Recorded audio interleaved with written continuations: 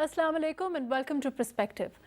Narendra Modi wins the elections across the border in India and the Prime Minister has congratulated him. He said he looks forward to working with him on peace and prosperity towards peace and prosperity in the region. What are the impacts of this win for Pakistan, for our relationship with India? We'll be talking about that. We'll also be talking about the political situation within Pakistan with Maulana Fazlur Rahman categorically saying that the APC will formulate after Eid. We'll be talking about that. We'll also be talking about Modi and the election win. The Prime Minister said that I congratulate Prime Minister Modi on the electoral victory of BJP and allies. Look forward to working with him for peace, progress and prosperity in South Asia. Let's talk about the impact of this. And moving on, we'll also be talking about the impact of the Saudi support as far as oil is concerned and on economy as a whole, and as the government makes all efforts to revive economy. All of that today on Perspective. I have with me Arif Chaudhry Sahab, who's a former president of the Islamabad Bar Association, also an eminent lawyer. Thank you for joining us today.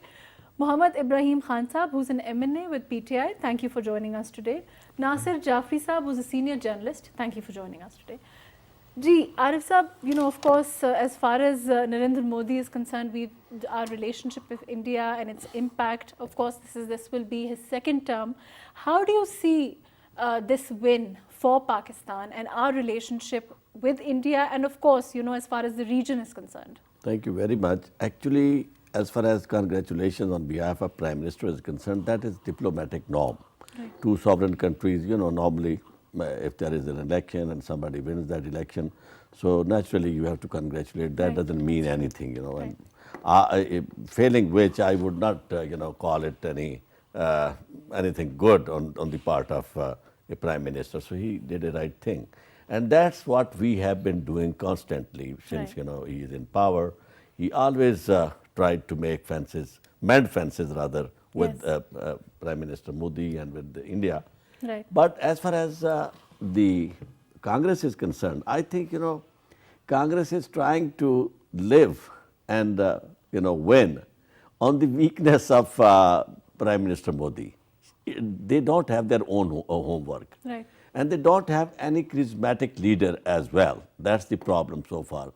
But Arif Sahab, isn't it true that there were a lot of speculations and, a lot of people were expecting, at least in Pakistan, for perhaps, this is unexpected for us, the win of Narendra Modi? That was our wishful thinking, and especially, when we don't have, he doesn't have any soft corner for Pakistan as far as Modi, particularly for Muslims, Right. He is known for his atrocities in Gujarat and for everything, rather right. notorious for all that. So I think, any Pakistani would never like to see him, winning. But the reality is different. You see, things are changing all over. The triumph of and victory of Trump, Donald Trump. Right, very true. In United States of America, that yes. means, within new framework or within changing global situation are due to, war on terror and, terrorism onslaughts, going all over. Do you think stopped, all of these considerations have stopped, mattering to the voter at home as far as his anti-Islamic sentiment is concerned, his extremism is concerned, as far as if we talk about Modi? No, few years back, I came to read a book where, they said that, the next era, right. the present era in which we are living, is an era of nationalism, right. rather nationalities. People will try, although we call it a global village, yes. but people are trying to, live on, in minor and smaller groups, Or perhaps they're trying to safeguard small their prides own and prejudices, right. and that's, what is happening, Otherwise, there was no, with any stretch of imagination, you couldn't ever think that, Donald Trump would have won, with all his, I would call, although that's not a proper word, but all his nonsenses publicly, whatever right. he has been saying, and he has nothing but wealth and, a bias. But maybe for them, it matters as far as India is concerned, their economy is concerned, their prosperity is concerned, regardless of, other considerations. No. More than, anti-Pakistan feelings. You think that won him the election? That really has swayed away the election, because, when you visit India, I have been there many times. Right. If you just cross the border and up till Chandigarh, you will feel, find a very good feelings for Pakistan and for Punjab particularly. But when you cross Chandigarh, things change altogether. And, and this Hinduism, and, Hindus are in majority. And what the strength, the amount of strength he has given to this, Hinduatra, that's really working. That's really working, and people feel very, and moreover, this guy is 24 hours in politics, having nothing else to do. Right. Let me come back to you. I'm going to go to Mohammed Ibrahim Khan Sahab. Khan Sahab, do you agree? You think that it's all about, of course, as far as the voters are concerned, they've spoken and he has won the elections. So, and our wishful thinking, according to Arif Saab or our, a lot of people were expecting that he would perhaps lose the elections, considering his anti-Muslim sentiment, his extremism. That didn't happen. It was already expected, because if you look at the 70 years old history, the sentiment from both sides have always been used in a sense to win elections. And Modi is no exception in that respect, but the alarming part is that he's racist, he's a fundamentalist, and people with that background, with that mentality coming to power is a risk for the world. And particularly for our region also. And for our region, that is the immediate threat. Right. So, considering that the latest brushes that we've had with India, and the way we've been accommodating, we haven't received that kind of we haven't had that kind of reciprocity from across the border. You look back at the Muslim history. Muhammad Rasulullah sallallahu alaihi wasallam, always, he was never on the aggression part, but he also preached the same thing, like never be the aggressor. But if somebody you are aggressed upon, then you have the right to respond. And this is exactly what we did in the last episode. And we still will maintain the same posture, and we are not going to be the aggressors. We are not taught that way. We don't believe in bloodshed, and we will restrain to a max where whatever we can do, but does not mean that should be taken lightly by India, like they can adventure into Pakistan or do whatever they feel like. No, they will be dealt with the iron hand if they get into any other kind of adventurism. Right. This is my personal feeling, and I think in the last episode they were very clearly told about it too. Right. We've also been joined by Ali Parvez Malik from the PMLN. Thank you for joining us. Can you hear us, Ali? Ji, Maruf, I can. Thank you for inviting me in your show. Ji. Thank you for being with us. Ali, what do you see this election as? I mean, this win, which to some people, is perhaps unexpected as far as Narendra Modi is concerned. What do you think it means for the region, and also particularly for the government, considering that, this is our relationship with India has always been challenging? Maruf, before I come and address your question, I think we need to first of all congratulate the Honorable Prime Minister, because his desire that Mr. Modi gets re-elected has come true. And now I hope he can work with his dear friend and try to diffuse and address the issues, the long-standing issues between the two countries. As far the result of the elections are concerned, I don't think it is that unexpected, because all the exit polls were pretty much indicating in this direction. And now we can only hope that with a clearer mandate and the fact that the real issue for which people have voted this time in India being development and the economic prosperity, I think Mr. Modi will realize that it is better to diffuse tensions between the two nuclear-armed states, and he positively engages with the government in Pakistan and tries to address the core issue of Kashmir. Right. Let's hope he can do that. Please stay with us. I'm going to go with Nasir Jafri Saab. Nasir Saab, do you agree with this summation as far as Narendra Modi is concerned? Do you think that, as far as our relationship with India is concerned, particularly in the last couple of months, we've seen that things can get difficult, things can get challenging. They did get so. And our conciliatory gestures weren't reciprocated as you've seen. First of all, Marukh, this result was being expected. Right. Number two, my own personal feeling is that it will be an uphill task to improve ties with India. Right. Because of predominantly anti-Pakistan policy that BJP has always had. But there will be slight improvement that I can say, because this Modi, after the elections, in my own personal feeling, will not be that obdurate or that stubborn or that belligerent, because there will certainly be pressure on him from United States and other powers that okay, now election is over. So Right. you should try and improve your ties with Pakistan, because the ultimate task for the Americans is to improve situation in Afghanistan, and this is only possible if they get support from Pakistan. And Pakistan's ultimate reply will be that okay, we are willing, but give us peaceful eastern neighborhood. So in that way, I think there will be little progress towards improvement, or at least in the process of dialogue. I don't think the two countries will be able to make any big headway, but certainly Under Modi's under leadership. Modi's of course leadership, because we saw just few years ago Modi came here all of a sudden on an unannounced visit.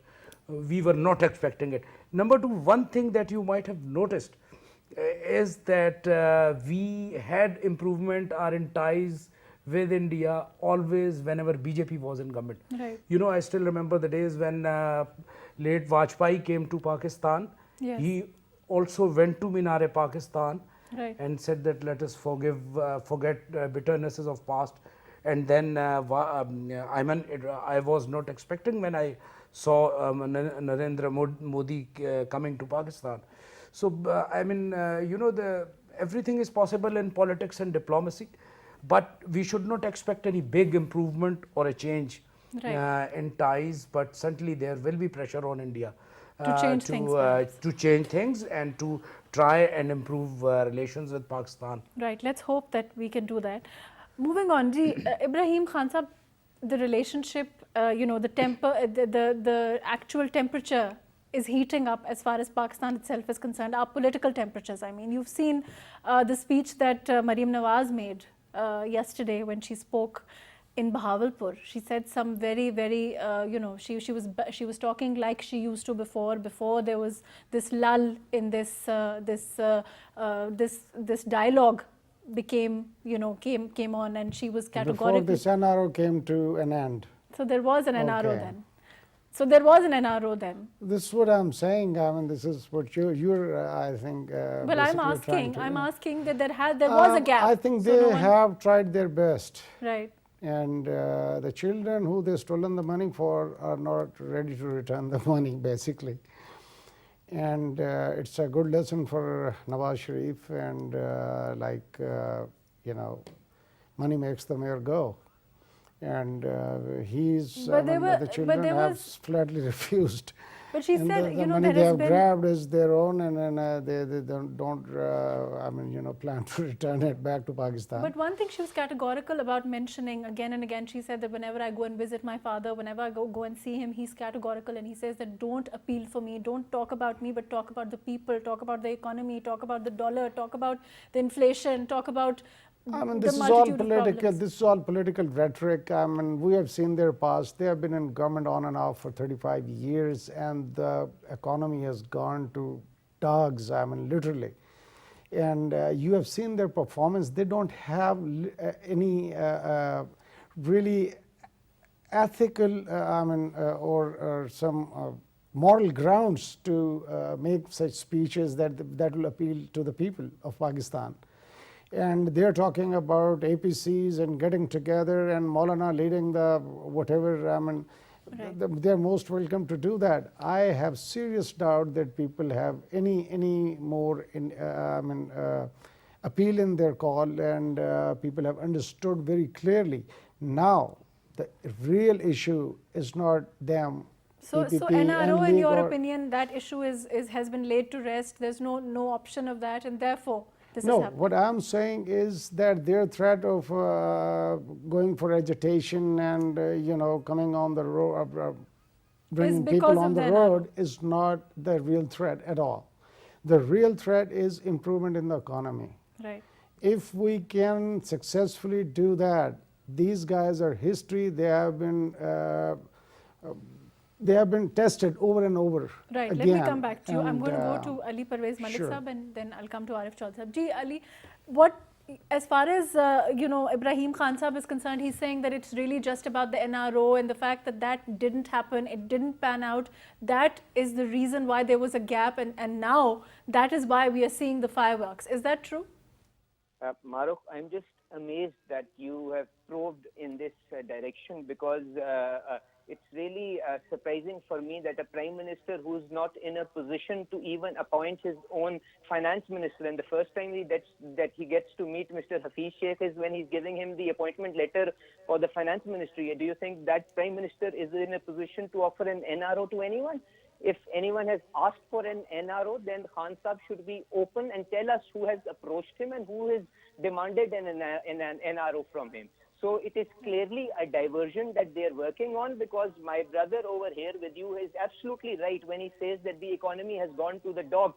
And it is because of this reason that Mr. Imran Khan has had to change his entire economic team in the last 10 months, because the economy has gone to the dogs since the new government came into power. And had the things been such hunky-dory, they would have continued with the old team that they had. So clearly he's right there that the economy has gone to the dogs, but he's failed to lay the burden of the entire thing on the present government. That's where he's, shied away from the entire truth. As far as the I would appeal like for to mention education here is the economy concerned, had gone to the I dogs, think not their is going to the incompetence dogs. has come to a point where the not only the life of the masses has been brought to a standstill because of the skyrocketing prices, whether it is for the vegetables, whether it's for the power, whether it's for medicines or anything else, but now their incompetence has reached a point where even the national security is at risk, because now with his Imran Khan's friend being elected as the Prime Minister in India, and the fact that they have destroyed the fiscal space in this country, I think the balance in conventional arms that Mian Nawaz Sharif was able to maintain with India, because you would be able to remember that a couple of years back, India was spending like $50 billion on their defense budget, and Mian Nawaz Sharif maintained the ratio of 1:5 vis-a-vis our defense budget vis-a-vis their defense budget. Now, our apprehension is that the Indian government would be spending something like $60 billion on their defense budget this year. And Mr. Imran Khan and his team, because of his incompetence, has eroded the fiscal space that Pakistan had, and now they would be spending something like $6 to $6.5 billion on defense. And I'm talking about dollar values, because all the purchases of armaments and conventional weapons are brought from international market, and the dollar value is most important. So the ratio that we maintained as a government to maintain national security was around 1:5. You will see it in a couple of weeks, and this is an apprehension that we share. I would be more than happy to be proven wrong if this comes false. But our apprehension is that that ratio would now be destroyed or eroded to 1:10, and that is where they have exposed the country to a national security risk vis-a-vis their incompetence. Right. Let me go to Ibrahim Khan Sahab. Ji, Khan Sahab, how I about you? just wanted to tell him something. I says the economy had gone to the dogs. Right, but Not now. We are making improvements, and that is the real concern But because he's saying that there was 24 a trillion. change in the whole economic team that we have seen But also. that is part of our strategy, that is part of our administrative position, that is part of our legal authority that we can do that. But as far as the NRO is concerned, Khan Sahab, there is a lot that is being said about, like I said, even before I've said this in my program, it raises its head now and again. And this time, perhaps, it's raised its head by not being, not an issue anymore. But who has asked for it, and when was? I mean, there needs to be some substantiation of that But kind. there was a talk, it was talk of the town that they were being asked for at least, if you want to be freed from Pakistan, then return the money you have stolen. And you're saying they don't want to return the money. And the children have flatly, as per my information, the children have flatly refused to give the money. And that's now they have stopped it for a while, and But do you think now this is coming also back with being the fueled they're by trying the to economic sell the situation, old. of course. Excuse me. This is also, being fueled by the economic situation, by the devaluation. They are trying to take advantage of the situation. If we do not handle the economy properly, people would come for their own personal cause, for their own bread and butter. They could come on the road, not after their call. These guys have no Your moral government is under no grounds. threat. You don't think that there will be They people? are no threat, and they can never be a threat because the way they have plundered and stolen money from Pakistan and brought Pakistan under debt for 31 trillion rupees. 31 trillion rupees. I don't know with what face they sit on, the TVs and talk with the confidence. I only have one word for their leadership is the pathological liar. A person lies and lies and lies and then starts believing that whatever he's saying is the truth. Right. Let me go to Arif Saab before I go to the PMLN Ali Parvez Malik Saab. Ji, what do you think, Arif Saab? Do you think it's true as far as the agitation is concerned? Of course, one can't deny that political motivations are always there. But considering the situation, what's your estimation? There are three things which I really want to mention here. Number one, I really agree as far as the return of money is concerned. Everyone who has plundered and who has amassed wealth, Right. his kids are not interested in his life or in his, whatever you comfort. Right. Suffering. They refuse, and that's what happened with Fawad, Hassan Fawad. But as far as this mantra is concerned, whatever is always being said, that I need to clarify. Right. As a lawyer and as a common man, Ji. living in this country, this NRO, Ji. there is no concept of NRO anymore.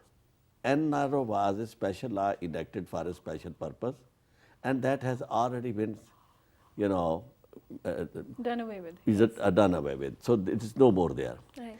The next thing, if somebody has to deal with NAB, is voluntary return, and the next thing is plea bargain. Voluntary return is also under challenge. The Supreme Court has passed a judgment, and Supreme Court wants that this voluntary return should also be connected with the court, and court should be in overall monitoring if somebody has to make a voluntary return. It should be with the permission of the court. But do you think the government wanted this kind of voluntary return with regard particularly to the Sharifs and Yes, the PMLN? yes. They wanted it's not once.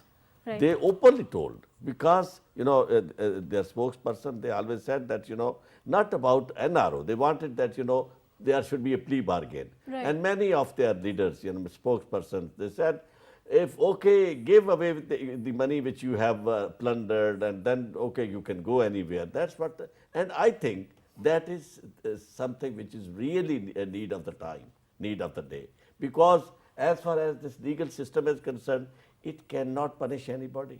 It cannot punish It cannot. This is what I am saying with the utmost humility, whatever is available at my end. Because as far as the courts are concerned, you don't have the capacity. The investigation authorities, they are incompetent, and you have not trained them for that. Even this NAB. But what about accountability then? Accountability is a farce. you know, there you will see for some time, you know, because there is a very important thing which I want to share with your viewers. Money will be returned by the guy who is really under the threat of incarceration, and he doesn't find any way to get away with. As far as these two politicians are concerned, the big bosses are concerned, Right. they are under no threat. As far as Zardari is concerned, he knows the art, how to get away with the system, and he is enjoying full confidence. And as far as the other guy is concerned, you know, he also knows how to maneuver. But Mia Saab the is in system. jail. He is facing He the is courts. in jail. He is in jail, and but he has so much hope from the judicial system that at the end of the day he will get relief from the courts.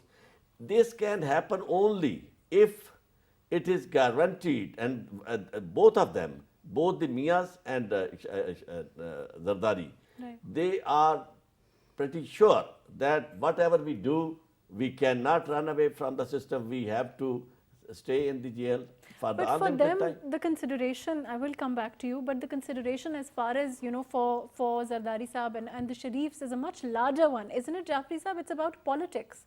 If they do a plea bargain, if they do agree to return the money, to which that, you know, according to Ibrahim Khan Saab and Arif Saab, it's not a consideration anymore. You know, it didn't happen. But if that were a consideration, for them it's about politics, foregoing their whole political legacy. Isn't that true? Marukh, I mean, the plea bargain is very much like NRO. I mean, yeah, I mean the language, perhaps the term is different. Yes, because Right. and plea bargain is kind of a joke, I tell you. Where, for instance, a person who keeps on actually causing loss to national exchequer for years, and for instance he actually mints money. You have I'm just giving you an example. He has thousands of rupees and he gives 100 rupees as a plea bargain and gets out of everything.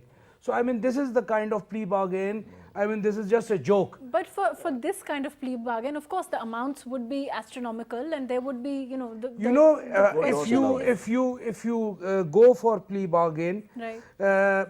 You will set new precedents for coming generations that okay, you are free to mint whatever money you want, you are free to cause whatever loss to your national exchequer, and you will just I mean run away, you will just go away by I mean getting this plea bargain thing. Nasir Saab, we need the money. I Have will you seen steal the 2 economy? Have you minutes, seen the with your devaluation? permission. I mean, will how steal much money What? can you get? 2 I mean, minutes. from plea That's the bargain, question. look at your I have to financial go to resources. Ali But just Parvez give Malik me Saab 1 also. minute. Ji. 1 minute is that, you know, plea bargain concept is all over the world.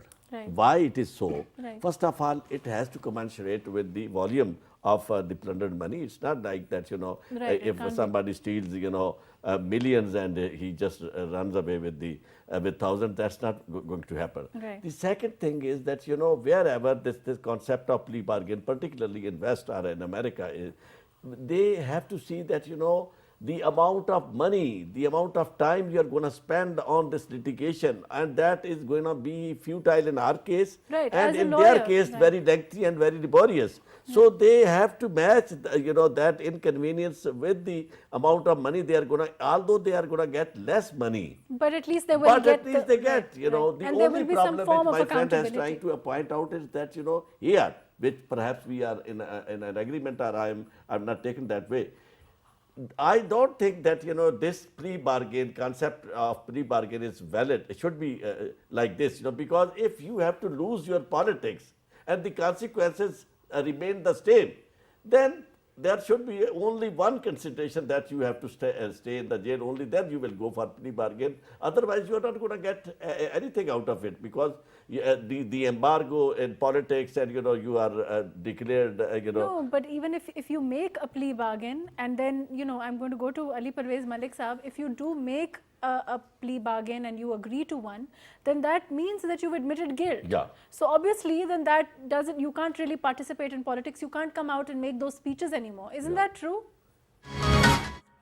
Before I come to your question, I just pray that we as a nation reach a level of maturity where, you know, people of responsibility, especially from the ruling party, do not have to come on national TV and rely on hearsay.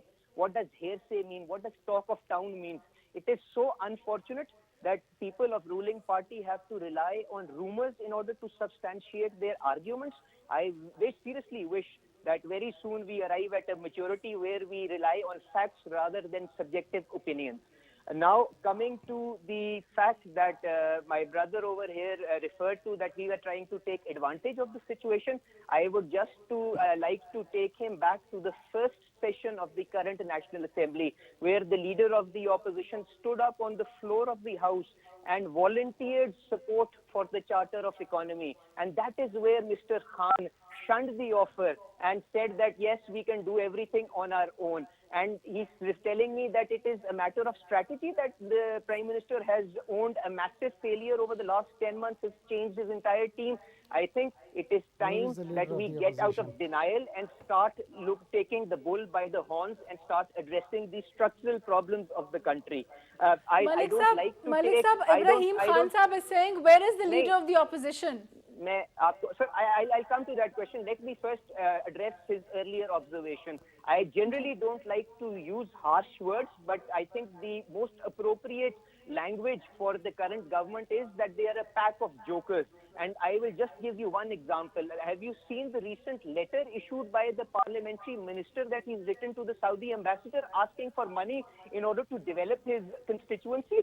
It is, you know, ironic. It is, I fail to find words to, to address the casualness of their approach. They live in, Sir, can I speak? And you can speak on your turn, please, if you don't mind. And as far as the plundering of wealth and plea bargain is concerned, our party stance has been very clear. We are all in favor of accountability, provided it is across the board and subject to due process. You cannot rely on personal likes and dislikes when you are carrying out the accountability process. Are we, that deficient in our recollection that we failed that when Imran Khan Sahab stood on a container and said that, yes, I will start with the accountability from within my own house? Does he not say ministers within his own cabinet who have property in the name of in his servants? Does he not know of ministers who own multiple flats in London who have not even declared it in their assets declaration? Where is the Prime Minister there, and where is the NAB chief when he wants to act against all these individuals?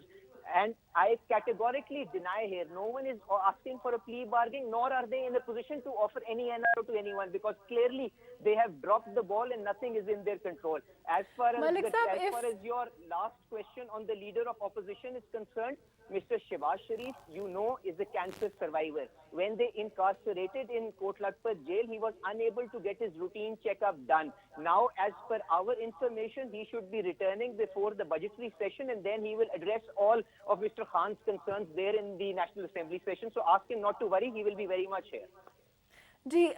Malik Sahab, if, of course, the fact that the former Prime Minister himself is unwell and he had asked the court to go abroad for treatment, if that had gone through, would the strategy of PMLN be the same at this time?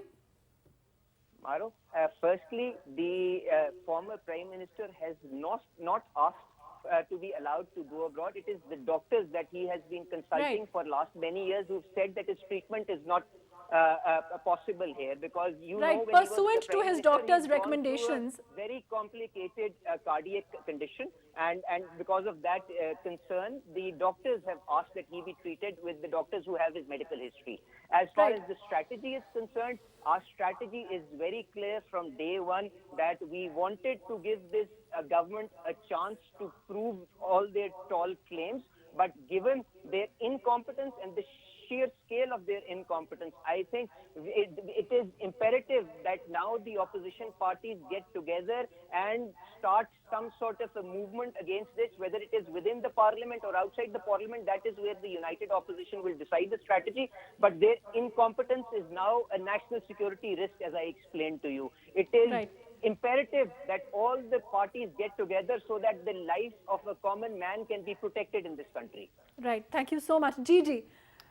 Malik Saab is very clear. He says, KG, there is, Yeah, they because have of to- the condition of the common man, it's not up to the I- parties to exactly. act in such a manner. They have yes. to unite. They have to act as far as the Okay, economy they is have concerned. to unite for the Charter of Democracy and Charter of Plunder and Looting. This is exactly what they did in the last 35 to 40 years. And now they are being clement of the poor and common man in Pakistan. For God's sakes, look who's talking. I mean, they are 100% responsible for the miserable condition of the commoners of Pakistan, which they have put people in. I was just in UK a month back. I was attending a Commonwealth seminar, and I have seen there those huge buildings, Evanfield, and then that the Park Hyde, and then there was this Zardari's. Sarai Mall. No, sir, no, not Sarai Mall is not there. It was in Winchester, a big, huge hotel, which I made pictures out of. And I mean, they are beyond anyone's common person's imagination how much money they have, siphoned from Pakistan. And now they're trying to play like they are so innocent. Khan Saab, and, Malik Saab said that, you know, as far as the former CM is concerned, he will be back soon and he will address all the questions before the budget session. Yeah. If he that will- does happen, in 30 to 40 years' time, they were not able to even build a single hospital where they could be treated they could have a treatment for themselves. I get speechless when they talk about and making claims that they're doing this and they've done that. They are the main reason, main cause of bringing this economy down and bringing Pakistan economically down to this position where we have to now, really collect pieces to bring it together to make it run. right. And we are doing our best and in whatever the you best have. interest of the country. Right. The Let me go only- to Sure. Nasir Saab. Nasir Saab, what do you think as a journalist, in your opinion, regardless of the plea bargain, regardless of the NRO, according to the PMLN, their narrative would have been the same whether the former Prime Minister had gone abroad for his treatment or not, pursuant to, according to them, his doctor's recommendations. Do you think the fact that the situation with the economy, the government admits it, we all know what it is, the devaluation we're watching every day. Do you think that there is more to it? Do you think that this uniting between the political parties, this APC, do you think it's because of that economic situation, or do you think there's the accountability? Maruk, one thing is very clear. I'm not taking sides. Usually, whether it is PMLN or PTI, my own personal feeling, being a journalist, being a common man, is that why all these politicians prefer to go abroad for medical treatment when we have very good hospitals in Pakistan. Absolutely. And there are very good research centers here. So what do they want to show to the people? For instance, those who are now trying to spearhead the move of launching agitation, let me say clearly, Maulana Fazlur Rahman. I know personally how much money he has been spending abroad on his tours. So why, why a common man always has to suffer? These politicians enjoy all perks, they go abroad for vacations. Your common people, common man doesn't even have money or resources to enjoy vacations here in But that's Pakistan. across the board. We can't say that's only the PMLN or Yes, only the PPP. yes. So this is what I am saying. Right. So in such a situation, even if PMLN or People's Party tries to basically launch any agitation, would it be genuine? Especially it is being launched by those who are already facing charges of corruption, who have already been charged of siphoning of money from Pakistan abroad. So this is a very valid question.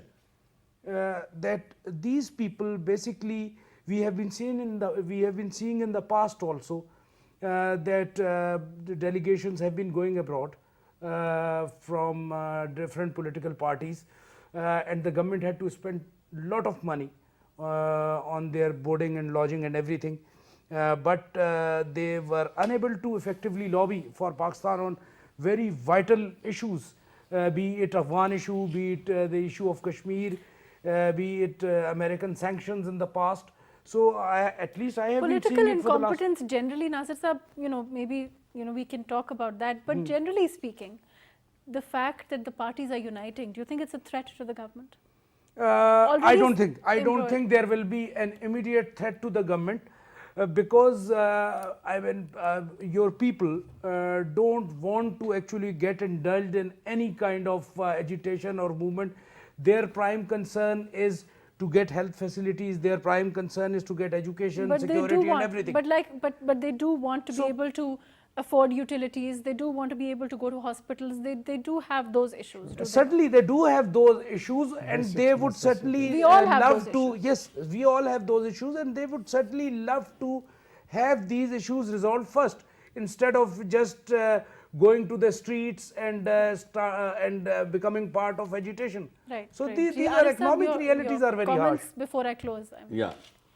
There are few things which we Ji, really we're have running to out of keep time. in mind. Number one is that, as far as the genuineness of their move for agitation is concerned, I think, everybody knows that, it is tainted, smell of ID, and the reason behind that is, very obvious, very clear.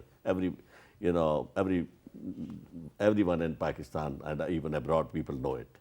But a very important thing other than that is how far this PTI is going to bank upon this rhetoric of corruption. Accountability. I am sorry to use this word rhetoric, but I have no choice, because as far as this corruption is concerned, that is one part, very major part. Right. But on the basis of that corruption, allegation of corruption, people have elected them.